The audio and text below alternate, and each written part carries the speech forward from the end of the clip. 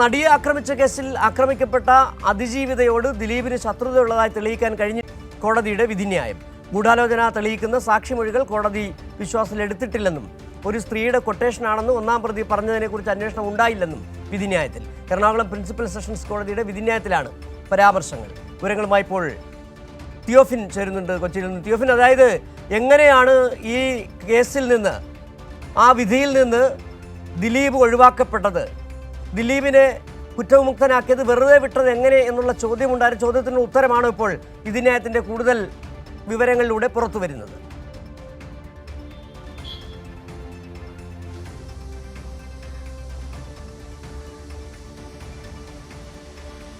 സിജു, 1714 പേജുള്ള വിധിന്യായത്തിൽ നിന്ന് ഇക്കാര്യങ്ങൾ വ്യക്തമാക്കിയിട്ടുണ്ട്. ദിലീപിനെ വെറുതെ വിട്ടുകൊണ്ടുള്ള ഉത്തരവ്, അതുമായി ബന്ധപ്പെട്ടാണ് ഇക്കാര്യങ്ങൾ കോടതി വ്യക്തമാക്കിയിട്ടുള്ളത്. പ്രോസിക്യൂഷൻ കൃത്യമായി തന്നെ ഒരു ഗൂഢാലോചനയാണ് ഇതിന് പിന്നിൽ, അതിന് കാരണം തന്നെയുണ്ട്. നമുക്കറിയാം, ഈ സംഭവം ഉണ്ടാകുമ്പോൾ ഈ നടിയെ ആക്രമിക്കുന്ന സമയത്ത് ഒന്നാം പ്രതിയായ പൾസർ സുനി നടിയോട് പറഞ്ഞിരുന്നു ഇതൊരു കൊട്ടേഷനാണ്, ഒരു സ്ത്രീ നൽകിയ കൊട്ടേഷനാണ് എന്ന് പറഞ്ഞിരുന്നു. അതോടൊപ്പം തന്നെ ചിത്രങ്ങൾ ഇവരെ ആക്രമിച്ച ശേഷം ഈ അശ്ലീല ചിത്രങ്ങൾ പകർത്തി അവർക്ക് അയച്ചു കൊടുക്കേണ്ടതുണ്ട്, അങ്ങനെ ഒരു കൊട്ടേഷനാണെന്ന് പറഞ്ഞിരുന്നു. പിന്നീടാണ് ഇതൊരു ഗൂഢാലോചന ഇതിന് പിന്നിലുണ്ട് എന്ന്. കാരണം കൊട്ടേഷനാണെന്ന് പറയുമ്പോൾ തന്നെ അതിൻ്റെ ഗൂഢാലോചന വ്യക്തമാണ്. പിന്നീട് ഗൂഢാലോചന വ്യക്തമായ സാഹചര്യത്തിലാണ് അതുമായി ബന്ധപ്പെട്ട പോലീസ് അന്വേഷണം നടത്തിയത്. അന്വേഷണ സംഘം ദിലീപാണ് ഇതിന് പിന്നിൽ എന്ന് പറയുകയും ചെയ്തു. ദിലീപ് പൾസർ സുനിക്ക് നൽകിയ കൊട്ടേഷനാണ് ഇതെന്നായിരുന്നു അന്വേഷണ സംഘത്തിൻ്റെ ഒരു കണ്ടെത്തൽ. അതിൻ്റെ അടിസ്ഥാനത്തിൽ അതുമായി ബന്ധപ്പെട്ട് നൽകിയ തെളിവുകളൊന്നും കോടതി അത് തെളിവുകളായി അംഗീകരിച്ചിട്ടില്ല. കാരണം ദിലീപും പൾസർ സുനിയും തമ്മിൽ ബന്ധമുണ്ട് എന്നും ഒപ്പം ദിലീപ് പൾസർ സുനിക്ക് കൊട്ടേഷൻ നൽകിയെന്നും തെളിയിക്കാൻ ആവശ്യമായ തെളിവുകൾ അതിലില്ല എന്ന് അംഗീകരിക്കുന്നു. ചില സാക്ഷിമൊഴികൾ പ്രോസിക്യൂഷൻ ഹാജരാക്കിയിരുന്നു. ആ സാക്ഷിമൊഴികളും കോടതി അംഗീകരിച്ചിട്ടില്ല. കോടതി പറയുന്നത് ദിലീപും പൾസർ സുനിയും തമ്മിൽ അടുപ്പമുണ്ട് എന്നും ഇവർ ഗൂഢാലോചന നടത്തിയെന്നും പറയുന്നത് തെളിയിക്കാൻ കഴിഞ്ഞിട്ടില്ല എന്നതാണ്. കാരണം കൊച്ചിയിലൊരു ഹോട്ടലിൽ, ആബാദ് പ്ലാസ ഹോട്ടലിൽ ഈ താര സംഘടനയുമായി ബന്ധപ്പെട്ട ഒരു പരിശീലനം നടക്കുന്ന, റിഹേഴ്സൽ നടക്കുന്ന സമയത്താണ് ആ ദിവസങ്ങൾ ദിലീപ് അവിടെ താമസിച്ചിരുന്നു. ആ മുറിയിൽ വെച്ചാണ് ഗൂഢാലോചന നടന്നിട്ടുള്ളത് എന്ന് പ്രോസിക്യൂഷൻ പറയുന്നു. പക്ഷേ അവിടെ ഈ ദിലീപിൻ്റെ മുറിയിൽ പൾസർ സുനി എത്തിയതായി തെളിയിക്കാൻ പ്രോസിക്യൂഷന് കഴിഞ്ഞിട്ടില്ല എന്നാണ് പ്രധാനമായും കോടതിയുടെ നിരീക്ഷണം. തന്നെയുമല്ല, ഇരുവരും തമ്മിൽ അടുപ്പമുണ്ട് എന്നതും ഈ ഗൂഢാലോചന നടന്നതായും തെളിയിക്കാൻ സാധിച്ചിട്ടില്ല എന്നാണ് കോടതി പറയുന്നത്. പക്ഷേ ഇതിനാവശ്യമായ അന്വേഷണ സംഘം പറയുന്ന വിവരങ്ങൾക്ക്, അതായത് ഈ കൊട്ടേഷൻ്റെ പിന്നിൽ ദിലീപ് ഉണ്ട് എന്ന് പറയുന്നതിന് ഉപോത്ബലകമായ തെളിവുകൾ, സാക്ഷിമൊഴികളുമൊക്കെ പ്രോസിക്യൂഷൻ ഹാജരാക്കിയിരുന്നു. ഇത് പരിഗണിക്കാതെയാണ് കോടതിയുടെ ഉത്തരവ്. ഇത് ചൂണ്ടിക്കാണിച്ചുകൊണ്ട് എന്തായാലും മേൽക്കോടതിയെ സമീപിക്കാനാണ് പ്രോസിക്യൂഷൻ്റെ തീരുമാനം. കാരണം കോടതിയുടെ നിരീക്ഷണത്തിൽ ആവശ്യമായ തെളിവുകൾ കോടതി വേണ്ട രീതിയിൽ അംഗീകരിച്ചിട്ടില്ല എന്നൊരു വാദം പ്രോസിക്യൂഷന്റെ ഭാഗത്ത് എന്തായാലും ഉണ്ട്. ഇതുകൂടി ചൂണ്ടിക്കാണിച്ച് എന്തായാലും ഹൈക്കോടതിയെ ബാലചന്ദ്രകുമാറിന്റെ ചില വെളിപ്പെടുത്തലുകൾ ഉണ്ടായിരുന്നു. ഈ കേസിലെ നിർണായകമായ ചില ഘട്ടങ്ങളിലേക്ക് കടന്നു തന്നെ ബാലചന്ദ്രകുമാറിന്റെ വെളിപ്പെടുത്തലായിരുന്നു. ബാലചന്ദ്രകുമാർ കണ്ടതാണ്. ഇതുമായി ബന്ധപ്പെട്ട് ഈ നടിയെ ആക്രമിച്ച ദൃശ്യങ്ങൾ പകർത്തിയ ശേഷം ദിലീപ് വീട്ടിലിരുന്ന് ഈ പ്രതികളോടൊപ്പം ഇരുന്ന് കണ്ടു എന്നതടക്കമുള്ള കാര്യങ്ങൾ ബാലചന്ദ്രകുമാർ വെളിപ്പെടുത്തുകയും ചെയ്തിരുന്നു. ബാലചന്ദ്രകുമാറിന്റെ മൊഴികൾ പോലും, ഈ വെളിപ്പെടുത്തൽ പോലും വിശ്വാസത്തിലെടുക്കാനായില്ല എന്ന് പരാമർശം ഈ വിധിന്യായത്തിലുണ്ടോ നിലവിൽ?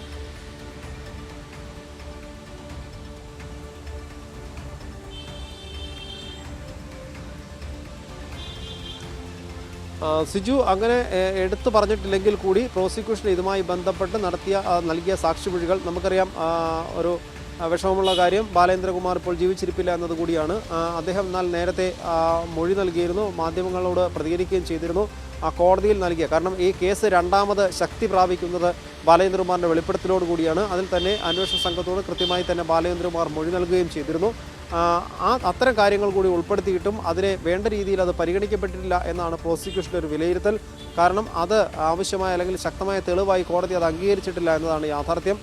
തന്നെയുമല്ല, ഈ കേസിൽ മറ്റൊരു വിഷയം കൂടിയുണ്ട്. ബാലേന്ദ്രകുമാർ കൂടി ചൂണ്ടിക്കാണിച്ച ആ വിഷയവുമായി ബന്ധപ്പെട്ട മെമ്മറി കാർഡ് ഇവർ കണ്ടു എന്ന് പറയുമ്പോൾ ആ മെമ്മറി കാർഡിൻ്റെ ഹാഷ് വാല്യൂ മാറിയതുമായി ബന്ധപ്പെട്ട വിഷയങ്ങൾ കൂടിയുണ്ട്. അത്തരം വിഷയങ്ങളിലേക്ക് അത് പോയിട്ടില്ല.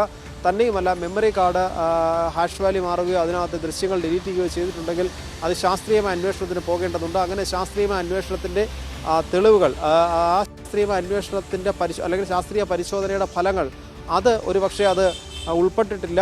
അതുകൂടി കൃത്യമായി അത് ചൂണ്ടിക്കാണിച്ചുകൊണ്ട് കോടതിക്ക് മുന്നിലേക്ക് എത്തിയിട്ടില്ലേ എന്ന് സംശയിക്കുന്നു.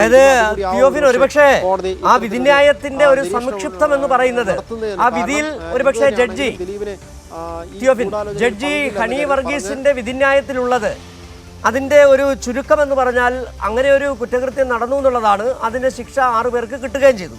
പക്ഷേ തെളിവുകൾ ദിലീപ് എന്ന പ്രമുഖ നടനെതിരെ തെളിവുകൾ സംഘടിപ്പിക്കാൻ കഴിഞ്ഞില്ല. അങ്ങനെ തെളിവുകളുടെ അഭാവത്തിൽ അവിടെ ദിലീപ് ഒഴിവാക്കപ്പെട്ടു എന്ന് തന്നെയാണ് ഈ വിധിന്യായത്തിൻ്റെ കൂടുതൽ വിവരങ്ങൾ പുറത്തു വരുമ്പോൾ മനസ്സിലാക്കാൻ കഴിയുന്നത്.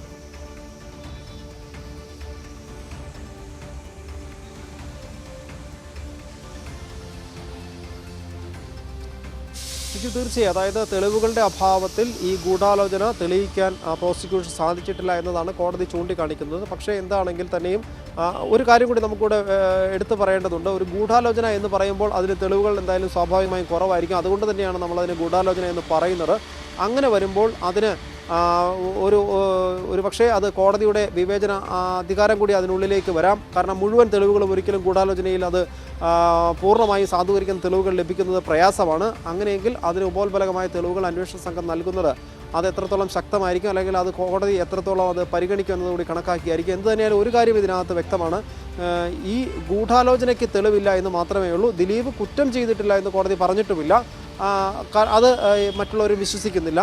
പക്ഷേ ദിലീപ് കൊട്ടേഷൻ നൽകിയതായി തെളിയിക്കാൻ അന്വേഷണ സംഘത്തിന് കഴിഞ്ഞിട്ടില്ല, അല്ലെങ്കിൽ പ്രോസിക്യൂഷന് അത് സംശയാതീതമായി തെളിയിക്കാൻ സാധിച്ചിട്ടില്ല. ആ തെളിവുകൾ അത് സാധൂകരിക്കുന്നതല്ല എന്ന് മാത്രമാണ് കോടതിയുടെ വാദം. എന്തു തന്നെയാണെങ്കിലും തങ്ങൾ നൽകിയ തെളിവ് കോടതി വേണ്ട രീതിയിൽ പരിഗണിച്ചില്ല എന്നൊരു വാദം പ്രോസിക്യൂഷനുണ്ട്. അതുകൂടി ചൂണ്ടിക്കാണിച്ചുകൊണ്ട് പ്രോസിക്യൂഷൻ വൈകാതെ മേൽക്കോടതിയെ സമീപിക്കും. ഹൈക്കോടതിയിൽ നൽകുന്ന ഹർജിയിൽ പ്രോസിക്യൂഷൻ ഇക്കാര്യങ്ങൾ കൂടി കൃത്യമായി അക്കമിട്ട് ചൂണ്ടിക്കാണിച്ചുകൊണ്ടാകും മുന്നോട്ട് പോവുക.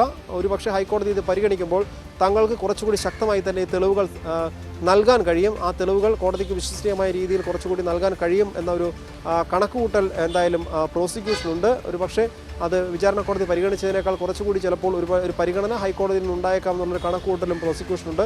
എന്തെങ്കിലും ഇക്കാര്യത്തിൽ കുറച്ചുകൂടി ശക്തമായ തെളിവുകൾ സംഘടിപ്പിക്കേണ്ടതോ മറ്റ് റിപ്പോർട്ടുകളോ ശാസ്ത്രീയ പരിശോധനാ ഫലങ്ങളോ കൂടി ചേർക്കേണ്ടതുണ്ടെങ്കിൽ അതുകൂടി ചേർത്താകും ഒരുപക്ഷെ കോടതിയിൽ പ്രോസിക്യൂഷൻ കൊച്ചിയിൽ നിന്നുള്ള വിവരങ്ങൾ നൽകിയത്.